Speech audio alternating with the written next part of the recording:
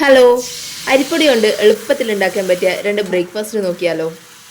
ഒറ്റ മാവ് കൊണ്ട് തന്നെ ഇത് രണ്ടും നമുക്ക് ഉണ്ടാക്കിയെടുക്കാൻ പറ്റും. കറിയും ഒന്ന് തന്നെ മതി. രാവിലെ ഈ മാവ് ഉണ്ടാക്കി വെക്കുവാണെങ്കിൽ പകുതി ബ്രേക്ക്ഫാസ്റ്റിനും എടുക്കാം, പകുതി രാത്രിയിലത്തേക്കും ചെയ്യാൻ വേണ്ടിയിട്ട് മാറ്റി വെക്കാം. വീഡിയോ കണ്ടിട്ട് ഇഷ്ടപ്പെട്ടിട്ടുണ്ടെങ്കിൽ ഒന്ന് ലൈക്ക് ചെയ്ത് സബ്സ്ക്രൈബ് ചെയ്യണേ. ഇതെങ്ങനെയാണ് ഉണ്ടാക്കാൻ നോക്കാം. അതിന് വേണ്ടിയിട്ട് ആദ്യം ഒരു മിക്സിൻ്റെ ജാറിലേക്ക് 1 കപ്പ് അരിപ്പൊടി ഇട്ട് കൊടുക്കുക.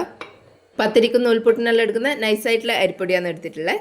ഇനി ഇതിൻ്റെ അകത്തേക്ക് 1/2 കപ്പ് ചോറ് ചേർത്ത് കൊടുക്കാം.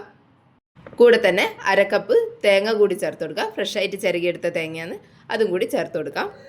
കൂടെ തന്നെ 1 ടീസ്പൂൺ ഉപ്പും കൂടി ഇട്ട് കൊടുക്കുക. ഇനി ഇതൊന്ന് അരച്ചെടുക്കാൻ ആവശ്യത്തിന് വെള്ളം ചേർത്ത് കൊടുക്കുക. ആദ്യം 1/2 കപ്പ് വെള്ളമാണ് ചേർത്ത് കൊടുക്കുന്നത്. അരിപ്പൊടി അളന്നെടുത്തിട്ടുള്ള അതേ കപ്പിൽ തന്നെയാണ് ബാക്കിയെല്ലാം അളന്നെടുക്കുന്നത്. ഇനി ഇതെല്ലാം കൂടി നന്നായിട്ടൊന്ന് മിക്സ് ചെയ്ത് കൊടുക്കുക. അതിനുശേഷം മാത്രം അരച്ചെടുക്കാം. അല്ലെങ്കിൽ അരിപ്പൊടി മുഴുവനും നനയാണ്ട് കട്ടയായിട്ട് കിടക്കും. അതുകൊണ്ട് നന്നായിട്ടൊന്ന് മിക്സ് ചെയ്ത് കൊടുക്കുക. അതിനുശേഷം അരച്ചെടുക്കാം. ഇതുപോലെ ഫൈനായിട്ട് അരച്ചെടുത്തിട്ടുണ്ട്. തേങ്ങ കൂടി ചേർത്ത് കൊടുത്തുകൊണ്ട് തേങ്ങ നന്നായിട്ട് അരയുന്നവരെ ഇതുപോലെ അരച്ചെടുക്കുക. ഇതിൻ്റെ അകത്ത് നിന്ന് പകുതി ഒരു പാത്രത്തിലേക്ക് മാറ്റി കൊടുത്തതിന് ശേഷം അതിൻ്റെ അകത്തേക്ക് 1/2 കപ്പ് വെള്ളം ചേർത്ത് കൊടുക്കാം. എന്നിട്ട് ഇത് നന്നായിട്ടൊന്ന് മിക്സ് ചെയ്തെടുക്കാം. അരച്ച മാവായതുകൊണ്ട് പെട്ടെന്ന് തന്നെ മിക്സ് ചെയ്തെടുക്കാൻ പറ്റും. നമ്മൾ ദോശ ബാറ്ററെല്ലാം ഉണ്ടാക്കുന്നതിനെക്കാട്ടിലും കുറച്ചും കൂടി ലൂസായിട്ട് വേണം ഇതൊന്ന് മിക്സ് ചെയ്തെടുക്കാൻ വേണ്ടിയിട്ട്. നമ്മൾ നീർദോശയിലാക്കുന്ന അതേ ഒരു കൺസിസ്റ്റൻസിയിൽ വേണം ഇതൊന്ന് കലക്കിയെടുക്കാൻ വേണ്ടിയിട്ട്. നന്നായിട്ട് കലക്കിയെടുത്തതിന് ശേഷം ഇതൊരു 10 മിനിറ്റ് നേരം മൂടി വെക്കാം. ഇനി വേറെ ഒരു പാത്രത്തിലേക്ക് നമ്മൾ അരച്ച് വെച്ചതിൻ്റെ ബാക്കി മാവ് ഒഴിച്ചു കൊടുക്കാം. ഇനി ഇതിൻ്റെ അകത്തേക്ക് ഒരു 1/4 കപ്പ് തൈര് ചേർത്ത് കൊടുക്കാം. കൂടെ തന്നെ ഒരു 1/4 കപ്പ് അളവിൽ വെള്ളം കൂടി ഒഴിച്ചു കൊടുക്കാം. ഇനി ഇതിൻ്റെ അകത്തേക്ക് ഒരു ചെറിയ സവാള ചെറുതായിട്ട് അരിഞ്ഞിട്ട് ചേർത്ത് കൊടുക്കാം. കൂടെ തന്നെ ഒരു ചെറിയ ക്യാരറ്റ് ഗ്രേറ്റ് ചെയ്തിട്ട് ചേർത്ത് കൊടുക്കാം. പിന്നെ ഒരു ചെറിയ കഷ്ണം ഇഞ്ചി ചെറുതായിട്ട് അരിഞ്ഞിട്ട് ചേർത്ത് കൊടുക്കാം. കൂടെ തന്നെ ഒരു പച്ചമുളക് ചെറുതായിട്ട് വട്ടത്തിൽ അരിഞ്ഞതും കൂടി ചേർത്ത് കൊടുക്കാം. കടിച്ചു പോയി കഴിഞ്ഞാലോ അധികം എരിയാത്ത വിധത്തിൽ ചെറുതായിട്ട് കട്ട് ചെയ്തിട്ട് ചേർത്ത് കൊടുക്കാം. ഇനി ഇതെല്ലാം കൂടി നന്നായിട്ടൊന്ന് മിക്സ് ചെയ്തെടുക്കാം. ആവശ്യമുണ്ടെങ്കിൽ മാത്രം കുറച്ച് ഉപ്പ് ഇട്ട് കൊടുക്കാം. ഈ മാവ് അരച്ചെടുക്കുന്ന സമയത്ത് ഉപ്പ് ചേർത്ത് കൊടുത്തുകൊണ്ട് ഉപ്പ് ഓൾറെഡി ഉണ്ടാവും. പിന്നെ ഇതിൻ്റെ അകത്തേക്ക് തൈരും വെജിറ്റബിൾസ് എല്ലാം ചേർത്ത് കൊടുത്തുകൊണ്ട് ഉപ്പ് വേണമെന്നുണ്ടെങ്കിൽ കുറച്ച് ഉപ്പ് ഇട്ട് കൊടുക്കാം. നന്നായിട്ട് മിക്സ് ചെയ്തെടുത്തതിന് ശേഷം ഒരു 10 മിനിറ്റ് റെസ്റ്റ് ചെയ്യാൻ വേണ്ടിയിട്ട് മാറ്റി വെക്കാം. ഇനി ഒരു പാന് നന്നായിട്ട് ചൂടായിട്ട് വരുമ്പോൾ അതിൻ്റെ അകത്തേക്ക് കുറച്ച് വെളിച്ചെണ്ണ ഒന്ന് ബ്രഷ് ചെയ്ത് കൊടുക്കാം. വെളിച്ചെണ്ണയിൽ ചെയ്തെടുക്കുമ്പോൾ ഇതിന് നല്ല ടേസ്റ്റ് ഉണ്ടാകുക. അതുകൊണ്ട് വെളിച്ചെണ്ണ തന്നെ ബ്രഷ് ചെയ്ത് കൊടുക്കാം. ഇനി ഇതിൻ്റെ അകത്തേക്ക് നമ്മൾ ആദ്യം കലക്കി വെച്ചിട്ടുള്ള മാവ് കുറച്ച് ഒഴിച്ച് കൊടുക്കാം. ഇനി ഇത് തവി കൊണ്ട് പരത്തി കൊടുക്കാണ്ട് പാൻ തന്നെ എടുത്തിട്ട് ഒന്ന് ചുറ്റിച്ചു കൊടുക്കാം. ഇത് പെട്ടെന്ന് തന്നെ ചെയ്തെടുക്കണം. മാവ് ഒഴിച്ചപാട് തന്നെ പാൻ ഒന്ന് എടുത്തിട്ട് ചുറ്റിച്ചു കൊടുക്കാം.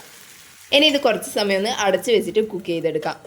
ഇതിൻ്റെ അകത്ത് വെള്ളം കുറച്ച് കൂടുതലായതുകൊണ്ട് കുറച്ച് സമയം എടുക്കും ഇതൊന്ന് കുക്കായിട്ട് വരാൻ വേണ്ടിയിട്ട്. ആദ്യം കുറച്ച് സമയം അടച്ച് വെച്ചിട്ട് കുക്ക് ചെയ്തതിന് ശേഷം കുറച്ച് സമയം തുറന്ന് വെച്ചിട്ടും ഒന്ന് കുക്ക് ചെയ്തെടുക്കാം. ഒരു ഭാഗം നന്നായിട്ട് വെന്ത് വന്നു കഴിഞ്ഞാൽ തിരിച്ചിട്ട് കൊടുക്കാം. ഒരു മീഡിയം ഫ്ലെയിമിൽ വെച്ചിട്ടാണ് ഇത് ചെയ്തെടുക്കുന്നത്. ഫ്ലെയിം കൂട്ടി കൊടുത്തു കഴിഞ്ഞാൽ പുറം ഭാഗം ഡ്രൈ ആയിട്ട് മുരിഞ്ഞ് വന്നിട്ടുണ്ടാവും. പക്ഷേ ഉൾഭാഗം നന്നായിട്ട് വേവാത്ത വിധത്തിൽ ഇത് കഴിക്കുന്ന സമയത്ത് ഒരു പച്ചച്ചവ ഫീൽ ചെയ്യും. അരിപ്പൊടി ഉപയോഗിച്ചിട്ട് ചെയ്യുന്നത് കൊണ്ടാണ് അങ്ങനെ. അതുകൊണ്ട് കുറച്ച് സമയം എടുത്തിട്ട് തന്നെ ഇത് കുക്ക് ചെയ്തെടുക്കാം. ഇതുപോലെ 2 ഭാഗം നന്നായിട്ട് ഡ്രൈ ആയി ഒന്ന് മുരിഞ്ഞ് വന്നു കഴിഞ്ഞാൽ ഇത് പാനിൻ്റെ അകത്ത് നിന്ന് എടുത്ത് മാറ്റാം. ഇനി അതേ പാനിലേക്ക് തന്നെ കുറച്ച് വെളിച്ചെണ്ണ കൂടി ഒഴിച്ചു കൊടുക്കാം. ഇതുപോലെ ബ്രഷ് ചെയ്ത് കൊടുക്കാം. ഇനി ഇതിൻ്റെ അകത്തേക്ക് രണ്ടാമത് നമ്മൾ ഉണ്ടാക്കി വെച്ചിട്ടുള്ള ബാറ്റർ ഒഴിച്ചു കൊടുക്കാം. ഇത് കുറച്ച് കട്ടിയിലാണ് നമ്മൾ ഉണ്ടാക്കിയെടുക്കുന്നത്. മാവ് ഒഴിച്ച് കഴിഞ്ഞതിന് ശേഷം അധികം ചുറ്റിച്ച് കൊടുക്കാണ്ട് ഇതുപോലെ ചെയ്തെടുക്കാം. ഇനി ഇതൊന്ന് അടച്ചു വെച്ചിട്ട് കുക്ക് ചെയ്തെടുക്കാം. ഇതും കുറച്ച് സമയം എടുത്തിട്ട് തന്നെ വേണം കുക്ക് ചെയ്തെടുക്കാൻ വേണ്ടിയിട്ട്. മീഡിയം ഫ്ലെയിമിൽ തന്നെ വെച്ചിട്ട് കുറച്ച് സമയം അടച്ചു വെക്കുക. എന്നിട്ട് അടുപ്പ് തുറന്നിട്ടും കുറച്ച് സമയം കുക്ക് ചെയ്തതിന് ശേഷം മറിച്ചിട്ട് കൊടുക്കാം.